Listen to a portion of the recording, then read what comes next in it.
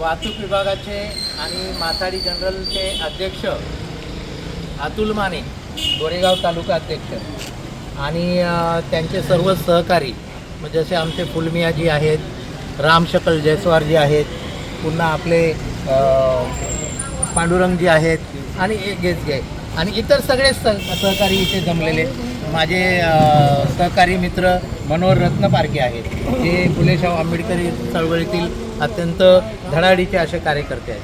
आज आदर्श विद्यालय ह्या ठिकाणी हा शहर रिक्षा स्टँडचा ओपनिंग कार्यक्रम, उद्घाटनाचा कार्यक्रम इथे संपन्न झालेला आहे. ही एक आनंदाची गोष्ट आहे. आता आपलं प्रथम कर्तव्य रिक्षा चालकांचं काय असतं हे सर्वांनी जाणून घेतलं पाहिजे. रिक्षा चालकांचं प्रथम कर्तव्य असं आहे की आपला जो पॅसेंजर आहे याला नाही म्हणायचं नाही, विशिष्ट कारण असल्याशिवाय नाही म्हणायचं नाही.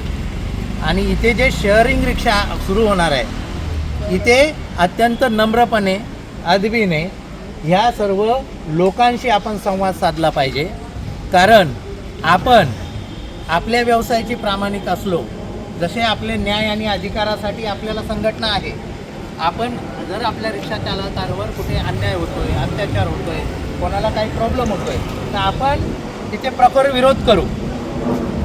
आपल्या साथीसाठी, आपल्या रिक्षा चालकासाठी आपण रस्त्यावरची लढाई पण लढू, परंतु त्याचबरोबर आपले न्याय अधिकाराबरोबर आपलं कर्तव्य पण आहे याची पण प्रत्येकाने जाणीव ठेवली पाहिजे.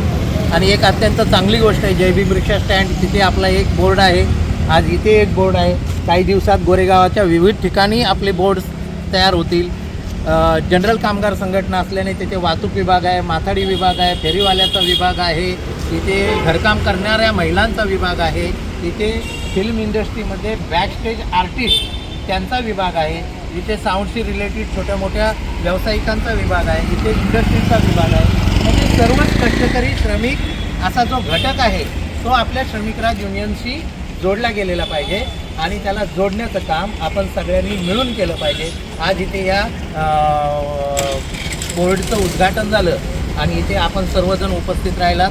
आपले न्याय अधिकारासोबत आपलं रिक्षा चालकांचं कर्तव्य पण आहे, त्याची पुन्हा एकदा सांगतो सर्वांनी जाणीव ठेवावी.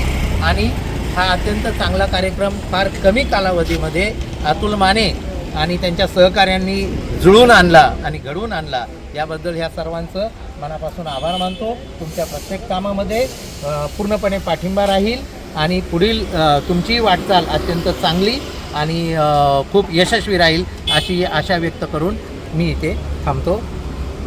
जय हिंद, जय महाराष्ट्र, जय संविधान.